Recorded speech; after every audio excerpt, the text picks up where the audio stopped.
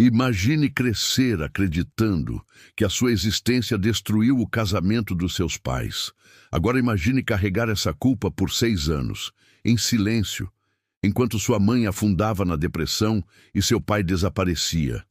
Essa é a história de uma filha que foi forçada a amadurecer cedo demais e que, no meio da dor, encontrou uma verdade que transformou tudo.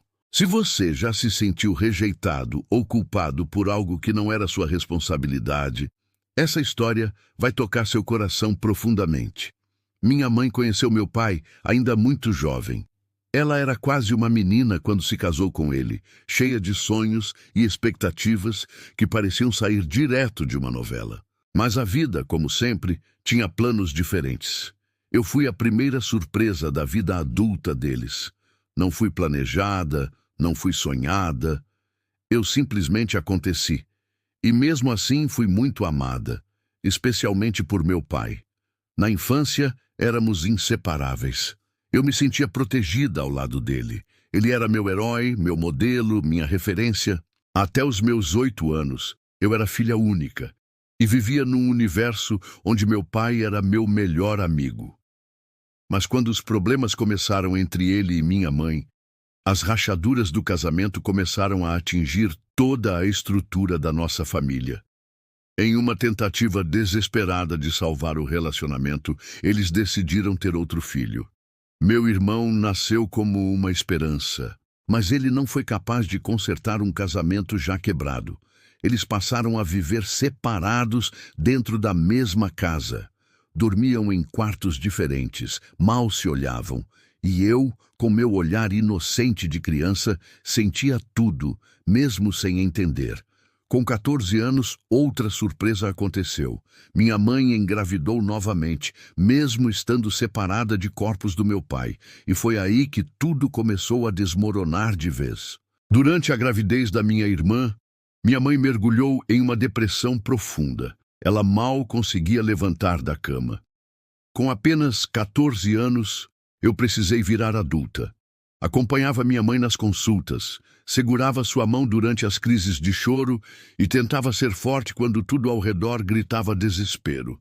Quando minha irmã nasceu, a situação piorou. Minha mãe não tinha forças para cuidar dela, nem do meu irmão, e foi aí que a responsabilidade caiu sobre mim.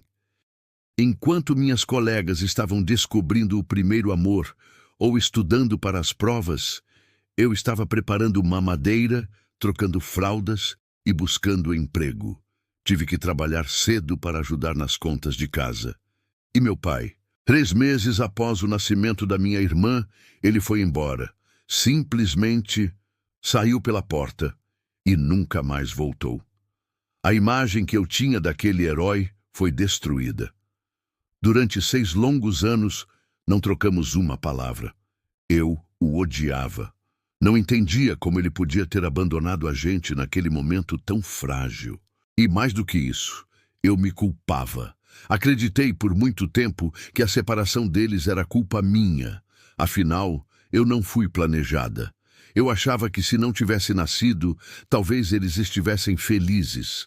Essa ideia me corroía por dentro. Enquanto a gente enfrentava dificuldades extremas, fome, frio, falta de energia, eu me perguntava, se meu pai estivesse aqui, seria diferente? Me lembro de tomar banho de caneco, de pedir comida emprestada para os vizinhos, de ir dormir com o estômago vazio. A ajuda da igreja foi essencial.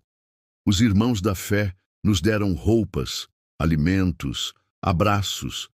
Eles foram nossa rede de apoio quando o mundo parecia desabar. E mesmo assim, mesmo recebendo tanto apoio externo, eu não conseguia perdoar. A mágoa era como uma prisão. Eu olhava para minha mãe, abatida, cansada, envelhecida antes do tempo, e só conseguia sentir raiva. Foi só depois de muitos anos que eu decidi fazer algo que mudou a minha vida completamente: perdoar meu pai. Não foi fácil. Eu ainda tremia ao lembrar dele, ainda chorava escondido, mas algo dentro de mim dizia que carregar aquele peso não estava me levando a lugar nenhum. Liguei para ele, tremendo, sem saber se ele ia me atender. Quando ele atendeu, a voz dele parecia mais velha, mais cansada. E pela primeira vez, conversamos como dois adultos.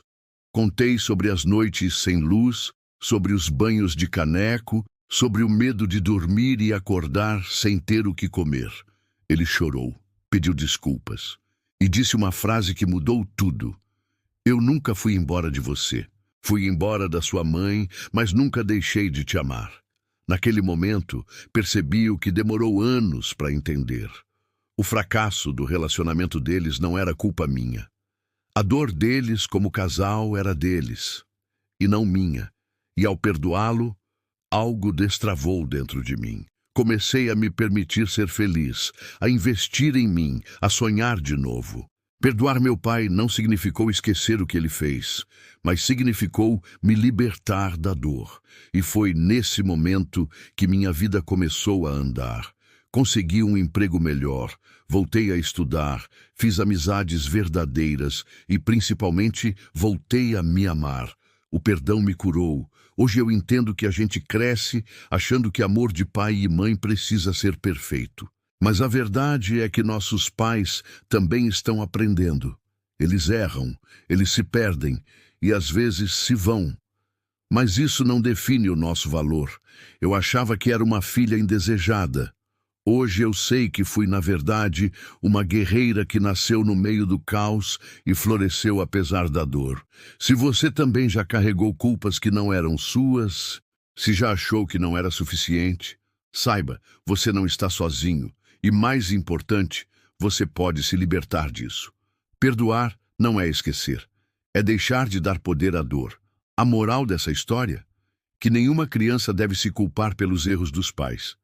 Que nenhuma dor deve durar para sempre, e que o perdão, mesmo aquele que parece impossível, pode ser o caminho mais curto para a paz. Se você assistiu até aqui, saiba que você é forte. E se essa história tocou seu coração, eu te convido a assistir esse próximo vídeo que vai aparecer aqui do lado. É sobre uma filha que reencontrou sua mãe depois de 20 anos com uma revelação que mudou tudo.